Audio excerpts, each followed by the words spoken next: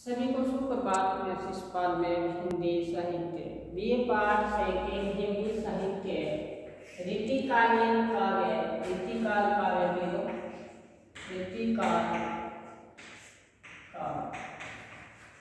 रीतिकाल काव्य प्रथम प्रश्न पत्र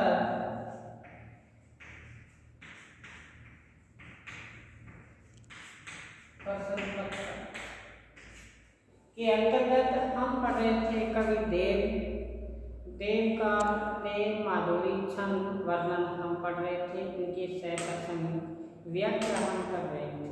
तो बताया था प्रेम प्रसंग में इसमें प्रेम माधुरी छंद के अंतर्गत आया था। हमने पढ़ा था कि आपो ही में रस में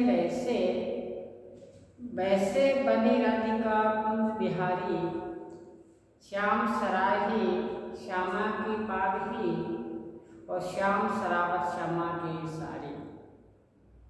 इनका युगल प्रेम राधा और श्री कृष्ण का प्रेम के बारे में बताया कि राधा श्री कृष्ण की महिमा का व्याख्यान करती है तो श्री कृष्ण राधा का महिमा का व्याख्यान करते हैं। राधा श्री कृष्ण की पगड़ी की सराहना करते हैं तो श्री कृष्ण जी श्यामा की यानी कि राधा की साड़ी की बड़ाई करते हैं। और फिर बताया कि दोनों युगल स्नेही पात्र जब दर्पण के सामने आते हैं तो इनका जो रूप सौंदर्य है वो सराहनीय योग्य है। निके लगो भी ये प्यारी प्यारी कहो। कहते हैं राधा कहने लगी कि आप बड़े प्यारे लगते हो और देव सुबालस बाल के साथ त्रिलोक मई। कहते हैं बलि है बलिहारी। कवि देव कहते हैं ऐसे प्रेम पर मैं तीन लोक का सुख भी त्यागने के लिए आतुर हूँ। ऐसा प्रेम श्री कृष्ण और राधा का प्रेम के बारे में बताया। फिर आगे आया था बताया कि अपने प्रीतम की सेज से जब वो उतर के आई है आंगन के बीच सबसे पहले गुरुजनों को प्रणाम किया। उस नायिका ने फिर बड़ों का आशीर्वाद लिया और उनके रूप सौंदर्य को देखकर शोध जलने लगी। कहते हैं गुरुजनों ने आशीर्वाद दिया कि आप जियो कोटि बड़ी सदो शीश धरी। कहते हैं आप जियो और फिर बताया कि सदैव आप निवास करना अपने प्रीतम के हिय में। कहते हैं आप सदा सुहागिन रहो और अपना जो निवास स्थल है वो अपना प्रीतम का हृदय है, वहाँ सदैव अपना निवास करो और बड़ भागने भाग और भारी। कहते हैं आप भाग्यशाली हो कि आपको अच्छा प्रीतम मिला है। इस प्रकार से हमने पढ़ा। फिर आगे बताया कि राधा जब श्री कृष्ण जी के बारे में पूर्व राग दशा में राधा की जो स्थिति होती है श्री कृष्ण जी के बारे में बात होती है तब उनकी क्या दशा होती है, क्या स्थिति होती है, कैसी व्याकुलता होती है, कैसी बेचैनी होती है, उसके बारे में कवि देव ने एक सूक्ष्म वर्णन किया। तो इसमें कवि देव है उनका प्रतिभा है वो हमारे सामने उभर के आई कि कितने प्रतिभाशाली कवि देव थे। राधा जैसे ही श्री कृष्ण जी के बारे में सुना तो सुनने के बाद में क्या स्थिति हुई। कहते हैं जब ते काने कुंवर कला निधान कान परी बानी बाको सुजत कहानी सी। जैसे ही कानों के द्वारा श्री कृष्ण जी की बातें सुनी, उनकी बारे में सुना, तब से क्या दशा हुई। तो कहते हैं तब ते देखी देवता सी हंसती सी। कहते उसी समय वो देवता की भांति और फिर कहते हैं हंसती रहती है। कहते हैं आगे कभी वो रीझती रहती है, कभी खींचती रहती है, कभी तो श्री कृष्ण पर मोहित हो जाती है और कभी उनका जो व्यवहार है वो चिड़चिड़ा बन जाता है।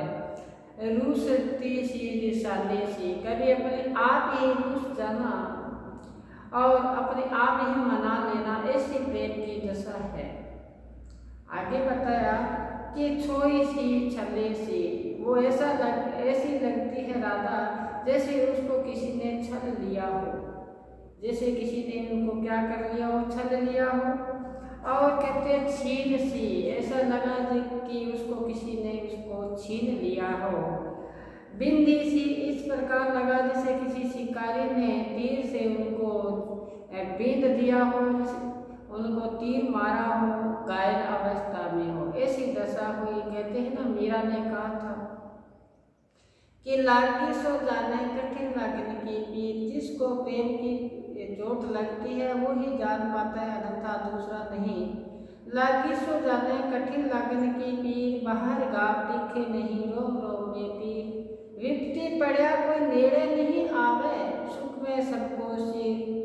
तो ये बात यहाँ की, जब विपत्ति कौन सी पड़ेगी, श्री कृष्ण जी से लगाव हुआ, प्रेम हुआ, तो कहते लागी सो जाने, कहते प्रेम ऐसा हुआ कि कठिन लगन की पीर, कहते हैं वो पीड़ा है, मिलने की जो तड़प है, वो व्याकुलता है, बेचैनी है, वो सताती है। आगे बताया कि बाहर गाव दिखे नहीं रोम रोम में पीर, कहते हैं प्रेम का जो घाव होता है वो हृदय के अंदर होता है, बाहर गाव दिखाई नहीं देता। और पीड़ा इतनी होती है कि रोम रोम में पीर, जितने भी हमारे शरीर के छिद्र है उतनी ही उसमें क्या है, पीड़ा हो रही है। फिर बताया आगे कि विपत्ति पड़या कोई नेड़े नहीं आवे, सुख में सबको सिर। जैसे ही मैं प्रीतम से अलगाव हुई तो कहते मेरे को ऐसी परेशानी आई, ऐसी विपत्ता आई, तो कहते सुख में तो सभी साथ में थे लेकिन दुख में कोई साथ में नहीं। ऐसी दशा मीरा की हुई और ऐसी दशा यह राधा की बताई है कविदेव ने। आगे का पद था उसमें देखो कि कई दिनों के बाद में जैसे ही प्रीतम अपने वापस लौटते हैं तो अपने नायिका की क्या उसमें मनोदशा होती है, उसका वर्णन कवि ने यहाँ बताया है। विरहिणी नायिका जब अपने प्रीतम को पा लेती है उस समय उसकी क्या दशा होती है, उसके बारे में यहाँ बताया कि प्रीतम जब वापस लौट के परदेश से वापस लौट के आता है और पास में बैठी विरहिणी उससे अपने जो अंतर कथा है उनको बताती है, कैसे लंबे लंबे श्वास लेकर अपने प्रीतम को वो अपने जो अंतर कथा है अपने प्रीतम के सामने पेश करती है। उसके बारे में बताया था कि रिझी रहसी रहसी हंसी हंसी उठे, कहते जैसे ही प्रीतम आया पहले तो उसने अपने आप को उनके साथ रूठी रही और फिर अंदर ही अंदर खुशी से वो हंसने भी लगी। मैंने आपको बताया था कि खुशी की बात आती है चेहरा खिल उठता है। जैसे ही उनको प्रीतम मिला, मैं सदैव भी आपको कहता हूँ कि औरत का श्रृंगार उसका पति होता है। जैसे ही प्रीतम उनको मिला तो कहते हैं अंदर वो पहले तो अपने प्रीतम से गुस्सा हुई कि काफ़ी दिनों के बाद में लौट के आए हैं, फिर ऐसी खुशी भी उनके अंदर हुई कि मेरे प्रीतम आज मेरे पास में बैठे हैं, तो हंसना शुरू किया अंदर ही अंदर। तो कहते हैं सांसें भरी, लंबे सांस लेकर वो जो वेदना उसने सही लंबे समय तक वो वेदना याद करके सांस से भरी, यानी कि लंबे सांस लिए अपने प्रीतम को सामने और फिर आंखों में अश्रुधारा लिए हुए अपने प्रीतम को क्या कहते हैं, दई दई कहते इतना समय मेरे बिना आपने व्यतीत किया। तो क्या बताए, चौकी चौकी चक्की चक्की और वो चक्की, कहते हैं बार बार अपने आप में विश्वास नहीं होता कि मेरा प्रीतम मेरे पास में बैठा है, इसलिए वह चौंक चौंक कर इधर उधर देखती है कि मेरा प्रीतम ये बैठा है, ये वास्तविकता है क्या। देखो अपने आप पर विश्वास नहीं हुआ, मेरा प्रीतम आ गया। वो कहते हैं ना, जे पिया आवन डिठी परे औसन अवसर गारती, प्रीतम पास में आ जाता है तो उसके दीदार करने का जो अवसर होता है वो भी गुआ देती है नायिका, क्योंकि आंखों में अश्रुधारा आ जाती है, इसलिए प्रीतम का रूप सौंदर्य का पान नहीं कर पाती। आगे देखो कि थकी थकी बक्की बक्की उठती सी, कहते हैं वो अपने प्रीतम के पास बैठी ऐसा लग रहा है कि वो प्रतीक्षा करती करती थकी थकी सी लग रही है और प्रीतम के सामने क्या बातें कर रही है इस बात का कोई अर्थ न निकलता हुआ इसलिए लग रहा है जैसे वो बक रही हो, क्या जैसे बक रही हो। और कहते हैं दो दुल्हन को गुण रूप दो बंधत फिरे। कवि देव कहते हैं दोनों का जो रूप है, पति और पत्नी का, नायक और नायिका का जो रूप है, वो कहते हैं कि वर्णनीय योग्य है। उनका वर्णन देखो आप किस प्रकार से कि पल में खराजने की नई प्रेम की जो रीति है वो पल पल में नया से नया लग रही है। देखो उनकी जो प्रेम की जो रीति है वो नया से नया लेकर लग रही है। कहते हैं मोही मोही मोहन, कहते हैं कभी तो राधा मोहन बन जाती है और मोहन क्या बन जाते हैं, राधा बन जाते हैं। राधा में मोही मोही मोहन में दोनों मिलकर एक हो जाते हैं। जैसे दूध में क्या मिल जाए, पानी मिल जाए। उनकी प्रीत कैसी होती है, कितना प्रीति जानो पे पानी सन, जो अपन को जारे ऐसा प्रेम दूध और प्रेम पानी का हुआ। दूध को गर्म करते जाओ, पानी अपना अस्तित्व मिटा देता है, अपने आप को जला देता है, लेकिन दूध को जलने नहीं देता। इस प्रकार उनका रूप एक हुआ। यही कहते हैं मोही राधा में मोही मोही मोहन में। कहते हैं राधा तो राधा श्री कृष्ण बन गई और कृष्ण कौन बन गए, राधा बन गई। ये नायक नायिका है। और यहाँ पे कवि ने वर्णन बताया तो यहाँ कवि नायिका की जो भावनाएं हैं उनकी क्रियाओं का क्षण क्षण परिवर्तन आना अनुमान लगाया जा सकता है कि यहाँ कवि देव की जो प्रतिभा है वो उच्च कोटि की है। अब आगे फिर बताया हमने चर्चा कर रहे हैं। कवि देव कहते हैं कि जब राधा श्री कृष्ण का ध्यान करती है यानी याद करती है तो खुद अपने आप को भूल जाती है कि मैं राधा हूँ या श्री कृष्ण हूँ, मैं राधा हूँ या श्री कृष्ण हूँ। अपना रूप है वो किसमें विलीन कर दिया, श्री कृष्ण में, राधा में। तो अपना रूप भूल जाती है कि मैं राधा हूँ या श्री कृष्ण हूँ। उसके बारे में बताया है, सुनो कि क्या बताया कि राधिका का तो ध्यान है, तब राधिका करना है वह राधिका के गुण गावे। जब कहते हैं कि राधा श्री कृष्ण का जब ध्यान करती है, उनको याद करती है तो अपना सौंदर्य भूलकर उन्हीं में लीन हो जाती है। और फिर कहते हैं जो अश्वा बरसे बरसाने को अश्रुधारा बहने लगती है और ऐसा भूल जाती है मैं राधा हूँ या श्री कृष्ण मानकर पत्थर लिखता है बरसाने को राधा के गांव। तो कहते हैं फिर छिन में ही पता चलता है कि मैं राधा नहीं कौन हूँ, मैं यहाँ कृष्ण नहीं राधा हूँ। तो आंखों में अश्रुधारा देती है, जो पत्थर लिखा है उसको छाती से लगाती है, उस पत्थर को छाती से लगाती है। और फिर बताया प्रेम पाती छाती होवे लगावे।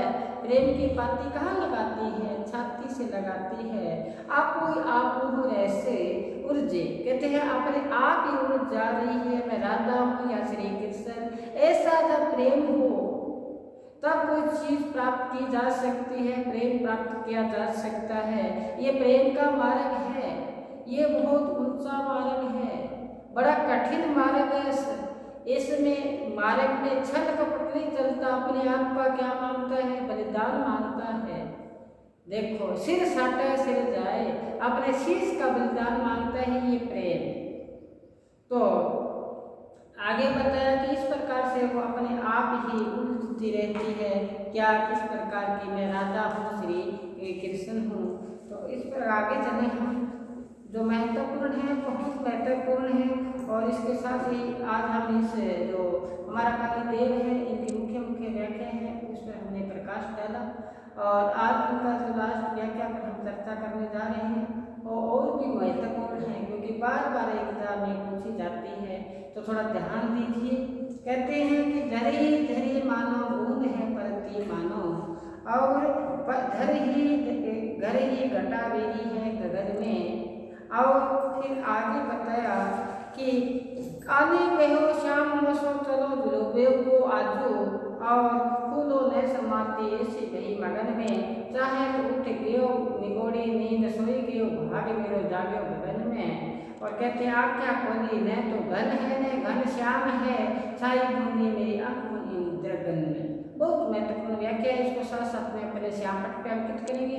और आपसे फिर मैं बार बार कह रहा हूँ कि अपना आलस त्याग कर अपने रजिस्टर है उसमें आप इसको भी अंकित कीजिए। तो चलें आज हम इसको व्याख्या इसको शुरू करते हैं। क्या करते हैं देखो कि धरे जीने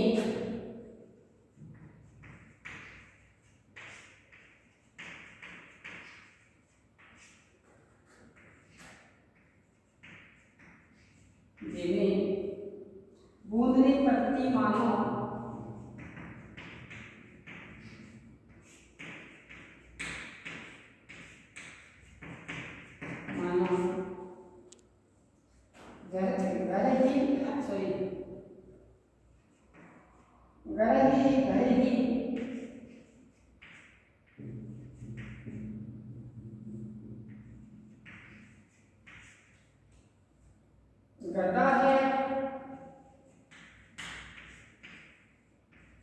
गदा है गगन में,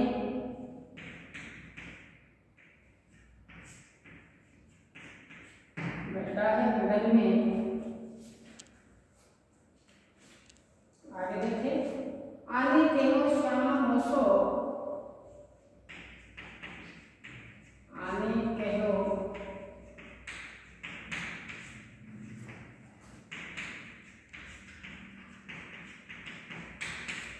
होसो रिव्यू को आजू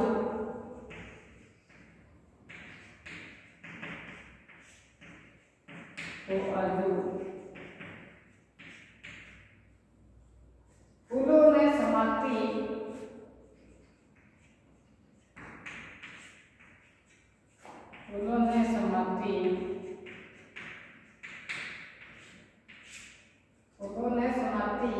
वही ऐसी मगन में,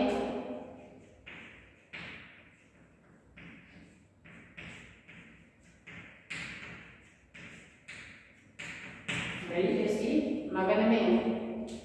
आगे देखें चाहे उठियो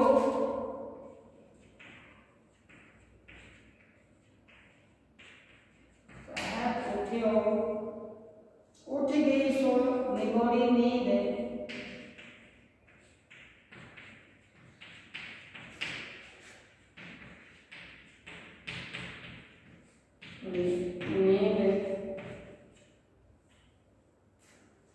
सोए गए बाग मेरे,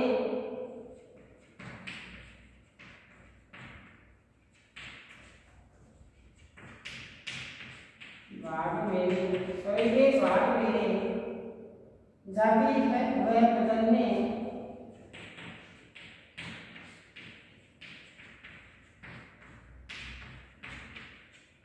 गगन में। आंखें खोली देखो तो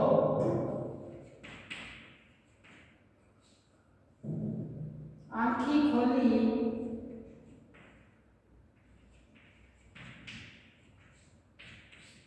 आंखें खोली देखी तो न घन है न घन श्याम, घन है न घन श्याम।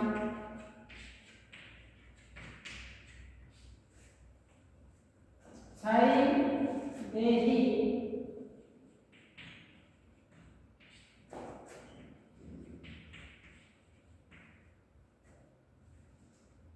छाई देही बूंदी,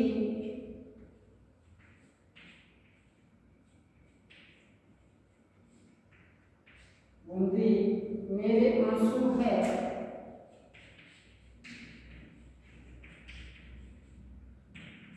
आंसू है।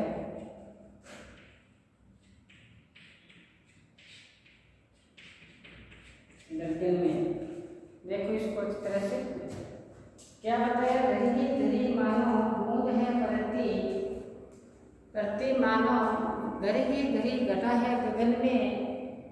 आने के हो श्याम बसो धीरे को आजू फूलों ने समाप्ति ऐसी कही मगन में चाहे उठियो उठी भी सोई गोरी नींद सोई गए भाग में जागी है वह गगन में आँखें खोली देखी तो न घन है न घनश्याम छाई रही बूंदी मेरी आंसू है गगन में। तो कवि देव ने इस छंद में बताया नायिका की जो मनोदशा है उसका वर्णन किया। मैं सदैव आपको एक बात कहता हूँ, कहते हैं जिस पात्र को आप अपने हृदय में बसाना चाहते हो, जिस पात्र को याद करते हो, बार बार याद करते हो, वो आपके सूत्र के माध्यम भी आता है, वो आपके रोम में बस जाता है। इसी प्रकार यहाँ नायिका अपने प्रीतम को याद कर रही है, श्री कृष्ण को याद कर रही है, गोपी राधा श्री कृष्ण को याद कर रही है, या ये गोपी श्री कृष्ण को याद कर रही है। तो याद करते करते उनको नींद आ जाती है और नींद के माध्यम से ये कविदेव ने यहाँ सूक्ष्म वर्णन किया है। क्या कहते हैं, जरी घनी बूंद है पड़ती मानो सावन के महीने में ऐसी बूंदों की बरसात हो रही है और प्रिय मिलन की तड़प को बढ़ा रही है, ऐसा लग रहा है। कहते हैं जरी जरी बूंद है पड़ती मानो, कहते सावन के महीने में बादलों से रिमझिम बारिश हो रही है जो एक तड़प को व्याकुलता को और बढ़ा रही है, ऐसा मेरे को लग रहा था। और घड़ी घड़ी घटा है गगन में, आसमान में उमड़ घुमड़ कर बादल आ गए हैं। अब जैसे ही जिनका प्रिय पास में नहीं हो ऐसी घटाएं, ऐसा जो वातावरण प्रकृति का है सुहाना वातावरण होता है, मोर बोलते हैं, कोयल बोलती है, तो ये अपने जो प्रीतम की तड़प को बढ़ाते हैं, यानी कि प्रीतम पास में नहीं होता है तो उनकी व्याकुलता होती है, बेचैनी होती है, उस बेचैनी को ये तेज करते हैं। वही बात यहाँ बताई है कि घड़ी ही घड़ी घटा है गगन में, आसमान में बादल छाए हुए हैं, अपने प्रीतम की तड़प को ये बढ़ा रहे हैं। इसी अवसर पर जैसे ये बूंद पड़ रही है आसमान बादलों से और घटाई आसमान में छाई हुई है, ऐसा अवसर में, ऐसा सुनहरा अवसर में कहते हैं मेरे पास कौन आए, श्याम आए, श्याम आए मेरे पास और मेरे को कहने लगे आज हम दूल्हा दूल्हने चले। कहाँ चले? दूल्हा दूल्हने चले। कहते जैसे ही श्याम मेरे को आके ऐसा बोला, श्री कृष्ण ने बोला, तो कहते फूलों ने संपत्ति, कहते मैं इतना अंदर से खुशी मेरे अंदर व्याप्त हुई, मेरे अंदर खुशी पैदा हुई कि मैं फूला नहीं समाई। ऐसा जब मेरे अंदर खुशी हुई, कहते उसी समय मैं अपने शहर से झट उठ कर खड़ी हुई, चाहे उठी उठी सोई निगोड़ी नींद। ये तो बात चल रही थी तो ये सब श्योपन के माध्यम से चल रही थी। जैसे ही मेरे को लगा कि आज मेरा प्रीतम आ रहा है तो मैं भाग के अपने शहर है उसे उठी, तो मेरी नींद है वो खुल चुकी है, यानी कि मैं मेरी निद्रा में थी, अब मैं जागृत अवस्था में आ गई। कवि के माध्यम से नायिका क्या कहते हैं, सोए के भाग मेरो, कहते मेरा जो भाग्य था वो उठा हुआ भाग वापिस सो गया। उठा हुआ भाग क्या हुआ, भाग्य मेरा वापिस सो गया, जाग है गगन में। कहते अब मैं जागृत अवस्था में हूँ। तो क्या देखती है जब जागृत अवस्था में आई, श्योपन टूटा तो क्या देखती है, कहते आंखें खोली देखो, आंखें को खोलकर मैंने देखा तो न तो घन है न घनश्याम है, न तो बादल है न श्री कृष्ण है। तो फिर क्या हुआ, कहते छाई रही बूंदी मेरी आंसू है जंगल में। देखो एक एक पंक्ति इतनी महंगी है कि कल्पना ही नहीं कर सकते।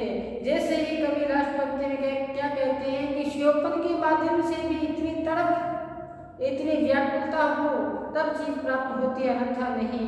कहते हैं आंखें खोलकर जब देखा न तो घन है न घनश्याम है, लेकिन आंखों में अश्रुधारा प्रवाहित है।